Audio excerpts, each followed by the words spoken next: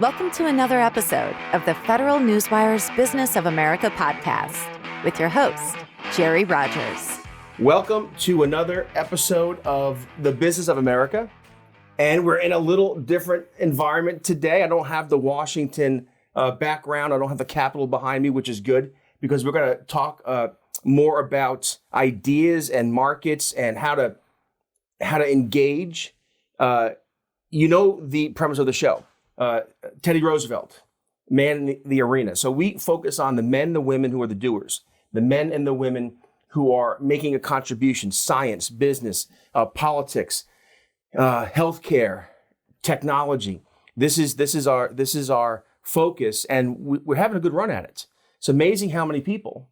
Before I introduce my guest, I'm looking at him, talking to him. It's amazing how many people care about those who make things run. And so to that end, we have our very special guest today, and I'm going to let him give his background and bio, but Steve McKee, who I just found out is could be a cousin of mine from New York, but that'll be a different podcast. Steve, welcome to the Business of America. Thanks to be here. Great to be here. So again, tell us about who you are, how you got here this morning, from New York to New Mexico, and I read your bio to there are folks doing good copy on you, so I'm looking forward to just getting to know who you are. I like good copy. Yeah, let's do that. Well, you mentioned ideas. Fundamentally I'm an idea guy. I'm an author. I've written 3 books, started 2 companies, and I just sold my company last year, wrapping up 40 years in the marketing, branding, idea generation business. And so what I'm doing right now is how we got me here is I'm taking everything I learned in the world of commerce and now applying it to culture and politics. And it's really what happens when physical things, which are temporal, collide with ideas, which are eternal.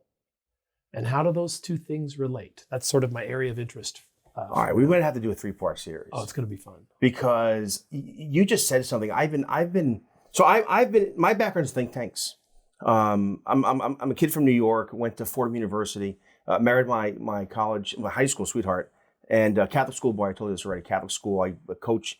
But one thing that my vocation is I want to be a marketer of ideas. Yes. And I think the very best business leaders, the very best think tank leaders, the very best innovators are also able to make the complex conversational.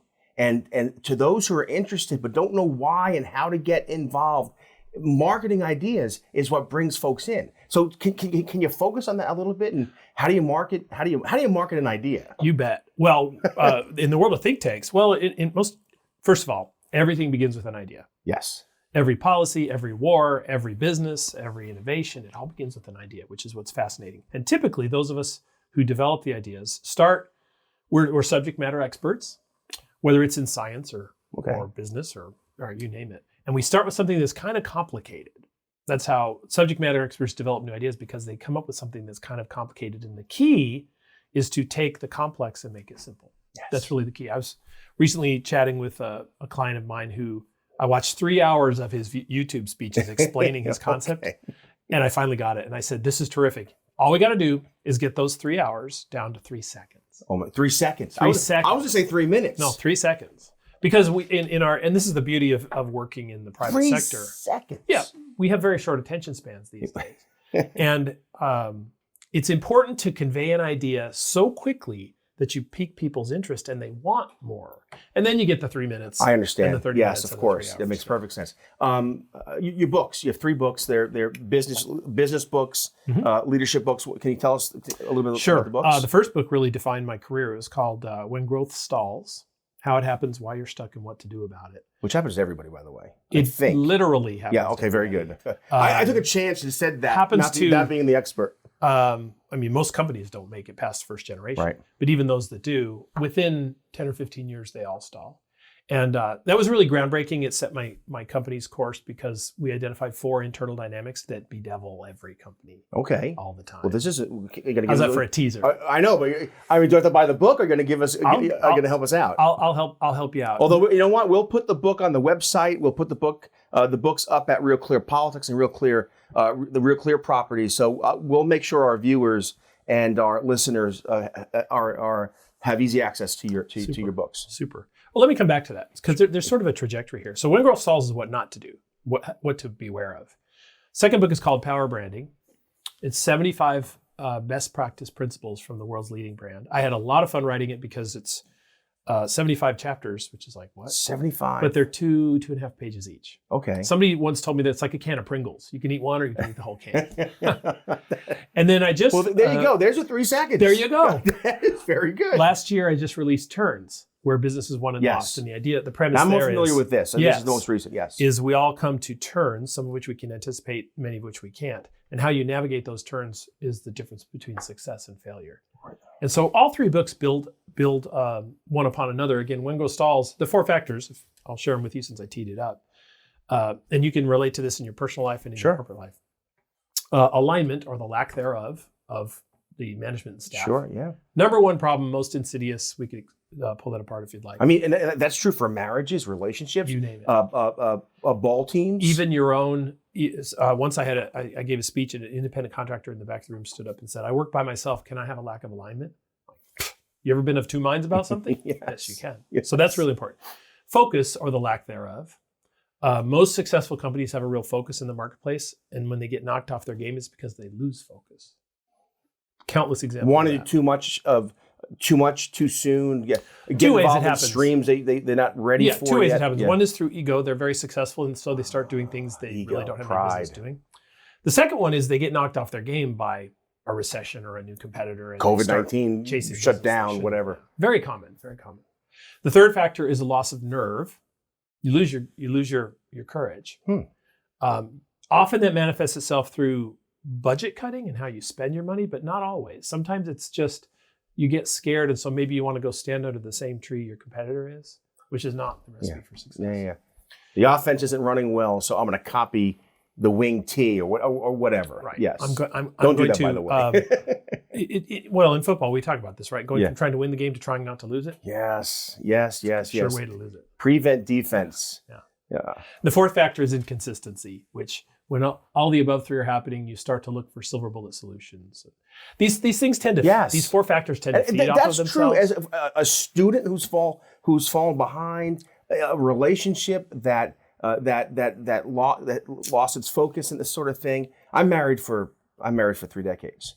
And so, but a lot of what you're saying is obviously good for business, but it's also good for life. It's true these in are every life avenue of lessons. life. Yeah, it absolutely is, and that's what we've seen. Interestingly enough, how we came about it was it happened to my company. All 4 factors. We made the Inc. 500 list, fastest growing private companies in America, and then we promptly stalled for no apparent reason. And after 2 years of drift, where we had 94% turnover, think about that number for a moment. It's huge. We went to the cushions in our sofa, found all the money we could, and commissioned a market research study of Inc. 500 companies. That study led to a second study. It led to a whole breakthrough where we identified the 4 factors, and sure enough, we had been suffering from all 4. We addressed those issues, turned our company around.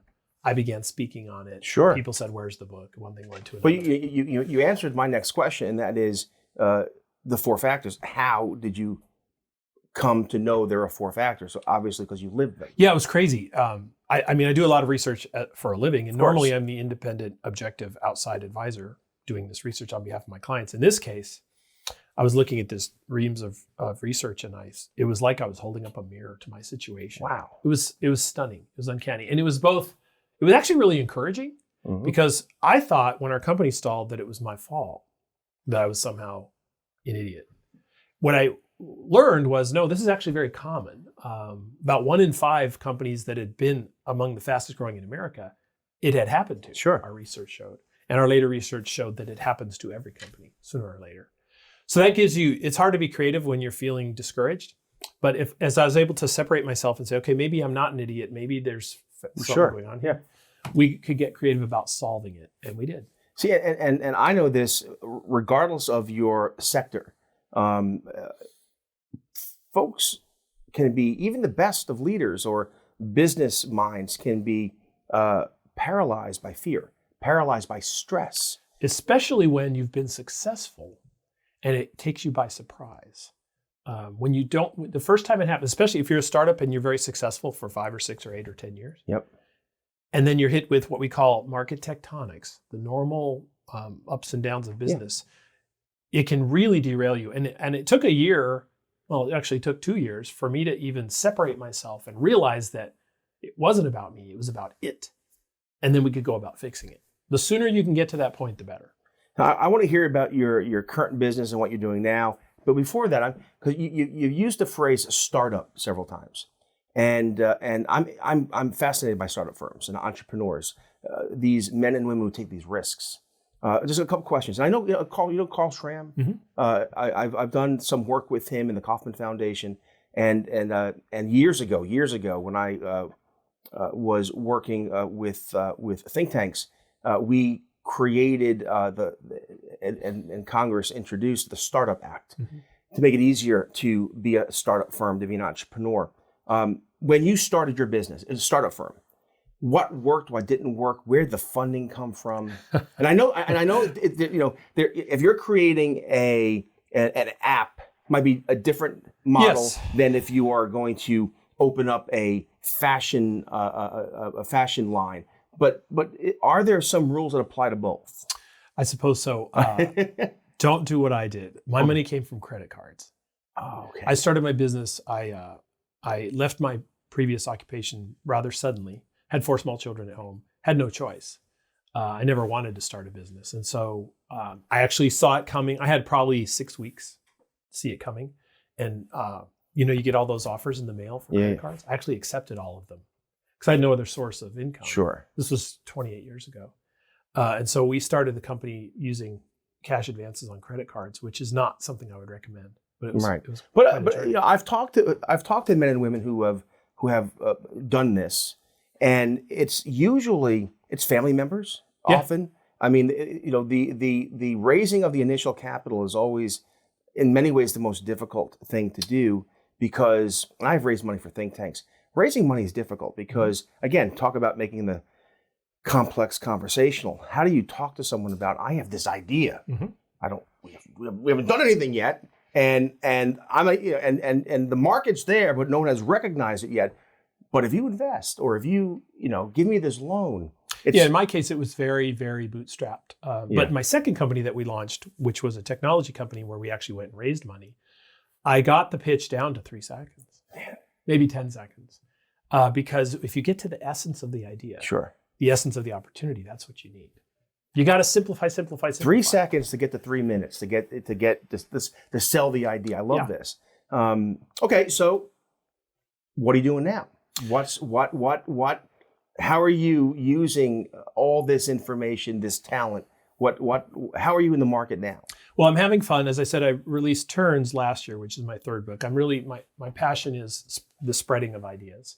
So I sold the company, so I'm no longer in management. I don't have employees. And I'm looking to bring this craft of understanding how to simplify messages and take them to the marketplace to the worlds of culture and politics, which are really very important and are, especially in the political realm, they're terrible at. They're terrible. Are you telling me that politicians are terrible at communicating? I'm shocked. Not saying anything. No, look, I've worked with members of Congress. I've worked with presidents and governors, and they are horrible. I'm sorry. Rare occasion, someone will come along. I was a boy, but Reagan seemed to get it. He seemed to be cheerful and that sort of thing. Barack Obama seemed to be, he had gravitas, and he seemed to have it. Most don't.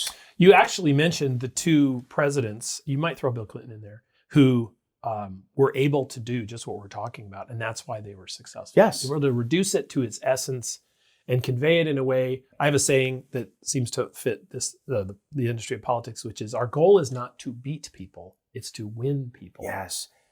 They understood that. I wish I had a buzzer or something. I've been making this point for forever. Mm-hmm. If you want to persuade, if you want to teach, you have to be persuadable and teachable yourself. The hubris has to go away, and that's part of the problem with politics. Yes, in fact, even in the advertising and marketing business, the word that people tend to use is persuasion, and I actually don't even like that word, because so many times when I was serving my clients, we weren't able to persuade somebody, if you count that as tipping them over into purchase. Right. But every time we could influence people. So sometimes it's tipping them over into purchase. Sometimes it's just moving them along the continuum. And I think in the realm of ideas, almost by definition, what we're trying to do is influence others. And it's very difficult to influence others through being caustic or fighting. In fact, in the private sector, we would say you never, ever go after your competitor. No. Because Michael Jordan, right, made this very clear. Why don't you endorse candidate X? Well, because I have customers who like candidate Y. Yeah, and even when companies, McDonald's doesn't go after Burger King because that's not, first of all, that's not going to serve McDonald's interests. Now, there are a couple of examples where Burger King, they will, in sort of a good humored way, say something about McDonald's, but that's in a good humored way. I've never, you know what? That's interesting you say this, because I like both. It's Lent, and so Fridays we go to McDonald's, and my wife and I have a little fish sandwich. It's like a little date we get. But I like McDonald's. But I've never noticed. You're correct. Further, yeah. McDonald's doesn't even say we have the best tasting French fries, because that's a statement of objective fact that people could agree with or disagree with. Okay. What McDonald's does, this is the brilliance, and they figured this out 50 years ago. They will show a father and a son having a moment over a box of French fries. It's out of the realm of argument and in the realm of emotion and persuasion and influence. And that's why when I took my son to get his first pair of basketball shoes, all right, yep. We went to McDonald's afterwards. Yep. Because that's what fathers and sons are I to remember my first Big Mac. Jerome Avenue. I do too. Jerome Avenue in the Bronx. My mom worked at a bank called Manufacturers Hanover. Uh-huh. I'm not sure those banks are around anymore. And after we visited my mom, my dad took my hand and we crossed in the L and we went to a McDonald's, and he said, "Whatever you want, kid." And I was little, and I said, "Can I have because I was never allowed to have a Big Mac. Can I have a Big Mac?" And I had a Big Mac. My dad got me a Big Mac and a soda. And the soda came in a glass with all the characters on it. I still have the glass to this day. Isn't that crazy? Now, yes. McDonald's, if you think about it, yes. It's just a fast food joint. But they figured out, as did Coca-Cola, as did all the great brands, in the late 1960s, early 1970s, that it wasn't about convincing people, it was about wooing people. Oh, this is so good. And that, in the realm of politics, I think we're still about convincing people. Yes. And also labeling people and canceling people. And again, I'm not that old. I remember when my friends voted differently than me. Mm-hmm. I remember going to the pub or to the ball game with folks who were of the other party. That doesn't happen anymore. I mean, I still have friends who think differently, but I think politics took a turn where it became more like religion. And if you're an apostate, I can't deal with you. I should burn you at the stake. But to your point, though, that's the wrong attitude. Well, and history shows that doesn't turn out well. That doesn't turn out well. Of course, now, I think there's a reason for it. I think the reason for it, there's multiple reasons for it. But I think one of the big reasons for it is there's a timeline. So if it's an election, you have to get 50.1% market share, within a month. If there's a new bill that's introduced, right, there's a timeline on everything. And so I think it naturally makes people more intense than the pressure is to do those sorts of things. But it doesn't change the truth of how people make decisions based on ideas. And a wise politician would be wise to recognize that what we're trying to do here is we have to have a short-term, mid-term, and long-term plan to win and woo people to our positions, not to win by tearing down the other guy. Sure. You see, whenever a bill is introduced these days, it's kind of like opening weekend for a movie. It lives or dies based on the immediate returns. And I think dead on arrival. Dead on arrival, or this is the greatest reform. Yeah, right. And so I just think strategy I'm new to this industry. Strategy in political backrooms seems to be missing some key elements. Well, I think again, you're working with your clients and businesses. It seems to me that politics today is a lot like when the car was introduced. You had those, I think this is cliche, but you had those who wanted to protect the horse and buggy industry because the car was this disrupting technology, this new thing. I think in politics, it's very similar, that there is a consulting class who have made a living doing it a certain way. And you see it even now, and I'll see commercials, and sometimes I'm brought in because of the nature of my work, and I'll get a, hey, we want to show you this ahead, and often I'm like, well, do you want the truth, or do you want me to say that's great? It's also a lot like automotive advertising 100 years ago was very feature laden and heavy, but we were in a different media environment then. Sure. It was a new thing. I just recently looked at a poll result for a political campaign that I'm friendly with. They sent me a poll, and what was so interesting is they had, 15 or 18 reasons why you should vote for this person, right? And 15 or 18 reasons why you should not vote for the other guy. And I said, that may all be true based on your research, but none of that's going to make its way into people's minds because it's not 3 seconds. Oh, Barack Obama, hope and change. Yes. Ronald Reagan, Morning in America. Yes. Bill Clinton, it's the economy, stupid. Yes. And just to be bipartisan, you could argue Donald Trump, make America great. Yeah, sure, of course. And they're not just words. They capture a moment. And that's what's necessary. So I'm having all these aha moments. I'm not sure if you can tell. I'm like a cartoon character, like I'm like that little yippy dog, Butch, what about this? Butch, what about that? But let me say this. Appealing to people's values. So if you are a Fred Smith, who is the founder of a think tank, a libertarian think tank called the Competitive Enterprise Institute. He's a mentor, and he's brilliant. He's president emeritus now. He's in retirement. But he said something once, and when he first said it, I was like, ugh. But he said it, in a small group. He said, people in politics or whatever the sector is, people are stupid because they're smart.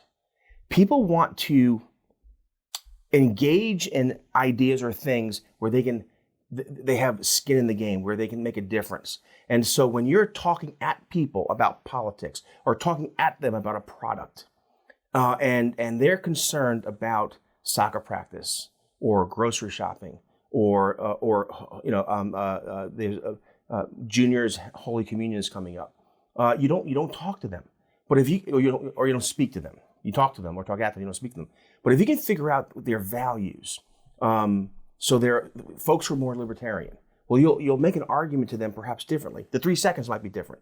Oh yes. Okay, and then or if folks are more fairness centered, the 3 seconds is different. What about that in terms of sometimes we're just trying to be too smart when we should appeal to people's values? It's in our business. In our business, I say in our business, in the branding and marketing business, the audience empathy always comes before message, always. And we have 2 sayings. One is your target audience needs to be as broad as necessary, but as narrow as possible. Yes. And the better you understand your target, the more intense you can make your appeal. So I might say this person's name wrong, but I think the book was called the Corporate Soul, Schumpeter, and he touched on some of the things you're talking about.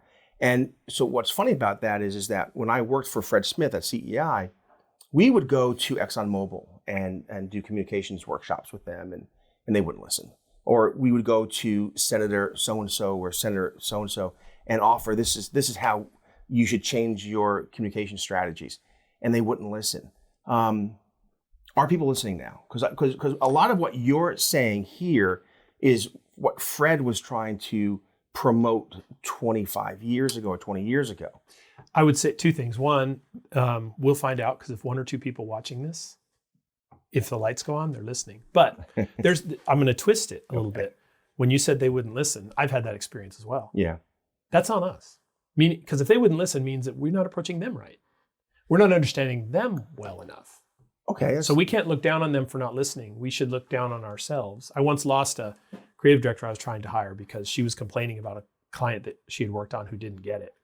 So, well, isn't it possible that if we know so much about how to persuade people, and they're not getting maybe it, we ought to look at ourselves? Yep. If they're not getting it. I think though, again, Fred, I love you. If you're watching, Fred was Fred. I think Fred sometimes cared less about the 3 seconds and more about you're wrong. And so most of us do. Yes. It's human nature. If you want to be effective at influencing others, however, there are fundamental principles you can't ignore. I remember once we sat with the executives, the CEO level executives at a major oil and gas company, and they were putting, I guess, tens of millions of dollars into a new ad campaign. And it was all about how they were stopping doing wrong things. And it was beautiful advertising and heart, it was different, And at the end of it, Fred, I remember Fred was there and he drank his coffee and he had a cigar, I think, in those days you could smoke. And he said, you'll never get credit for telling people you're going to stop doing the bad thing you've been doing for years. But I do think Fred was correct, but maybe Fred could have said it differently. Does it make sense? He could have said it differently. He was correct. I think he had a point. But you can get credit for admitting a negative. Yes. And people but it's how you do it. Yeah, redemption, reconciliation. The American people are very forgiving. And I think in the marketplace, not just in politics, I think in the marketplace, there have been several fast food chains that had some health issues, but my kids still go because they responded well. Famously, 10 years ago now, I think Domino's CEO went on TV and said, our pizza is awful. And we're going to, that was a big risk. That was a career risk, but it paid off. Was that your kid? No, it wasn't. I wish it was, but it paid off. But that, that's not life and death situation. It's true. So. Well, I'm going to ask you about, roadblocks in a second. But I want to ask you this. So a buddy of mine graduated from Fairfield University, Jesuit school up in Connecticut. And the year he graduated, Billy Joel was the commencement speaker. And he said lots of nice things about life and vocation and your dreams. But he said two things my friend said stuck out in his mind all these years, 30 years later. He said, and I think this is to your point too, tell the truth. Always tell the truth. You'll get in trouble. You'll get caught. You'll be a liar if you don't tell the truth. So always tell the truth. Number one, even if it hurts. Yes. Tell the truth. The second thing he did was he said, and the Heinz ketchup bottle, he goes, hit the 57. And the ketchup always comes out. But I think people remembered the first thing he said because of the kind of humorous and personal thing he said after that. Now that might have been wrong in more than 3 seconds, but I think it was a 3 second rule there. Sure. Yeah. Well, tell the truth and hit the 57. Those are both 3 seconds. I've had this conversation many times with people who have issues with the advertising industry. It's like the industry as a whole has every incentive to tell the truth and no incentive not to. It doesn't mean there aren't bad players. Of course. But that doesn't mean that doesn't mean that if you're trying to get a first date, you don't comb your hair and brush your teeth. Tell the truth in a smell nice. Nice, Put persuasive, compelling way. And especially, and this is what people don't understand, if you enter the realm of the emotions, I'm fond of saying the world of marketing and branding is not a courtroom, it's a carnival. You're not making an argument to a jury that trying to convince them. You have sight and sound in motion. You're trying to get people to enter in and say, I want to get on that ride. One thing, and I want to shift a little bit and just talk about challenges, but one challenge is this idea that that being untruthful. Many times politicians will label business leaders or corporate leaders as some kind of pariah, big this, big that. We've heard that. And one thing I try to tell those in the media and when they're responding to these things is no business is in the business of hurting their consumers. Mm-hmm.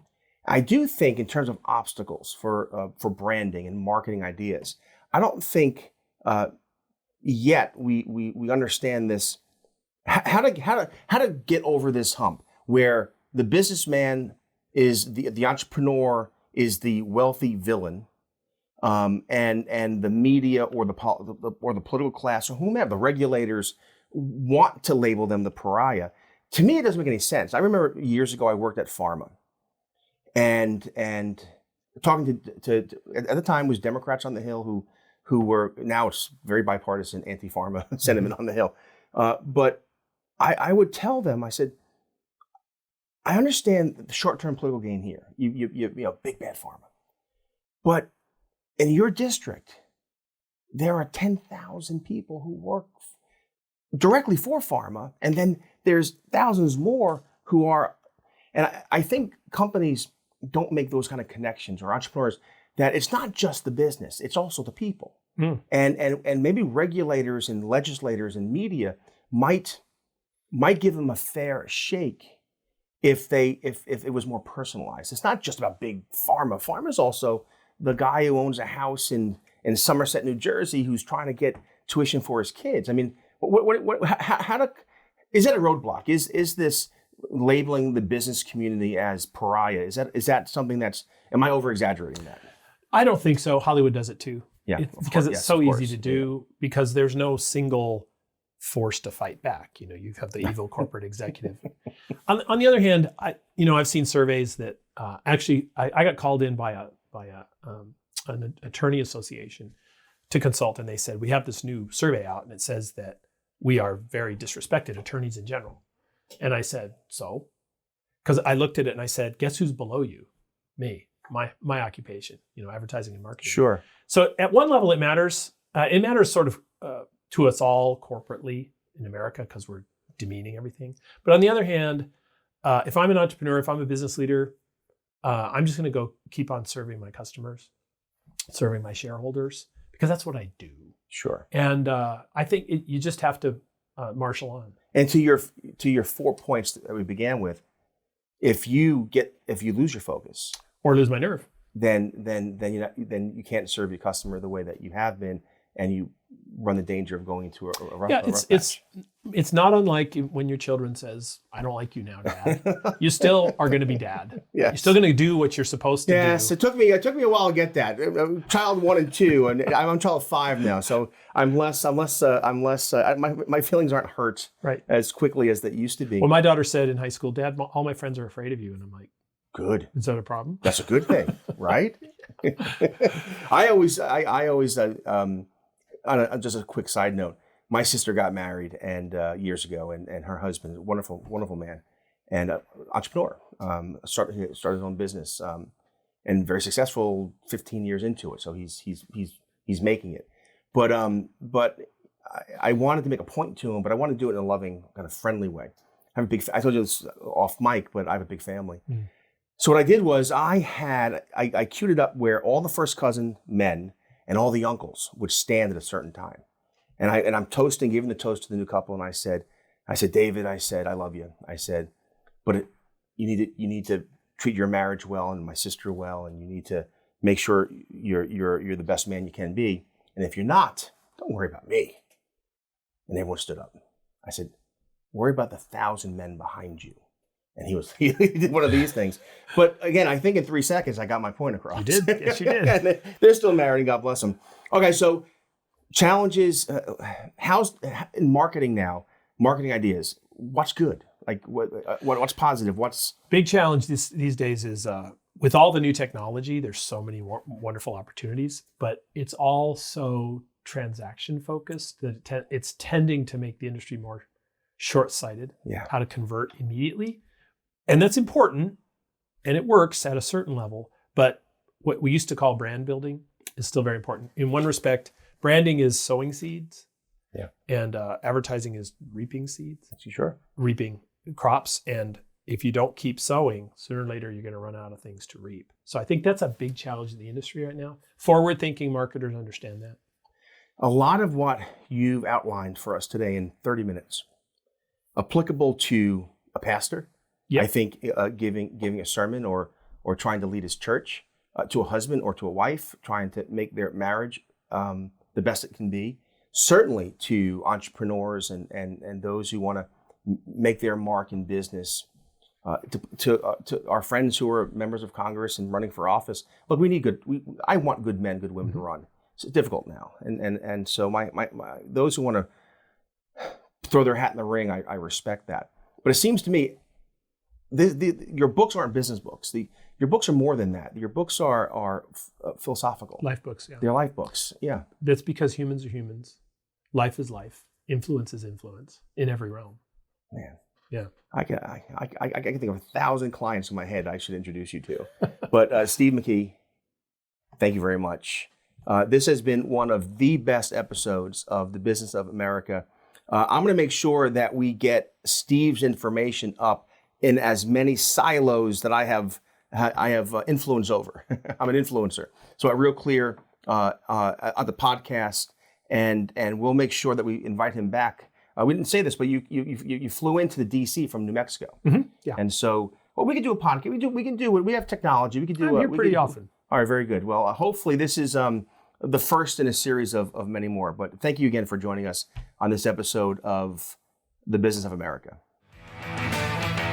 This has been the Federal Newswire's Business of America podcast, hosted by Jerry Rogers. Check out the Federal Newswire's family of websites, as well as their social media stream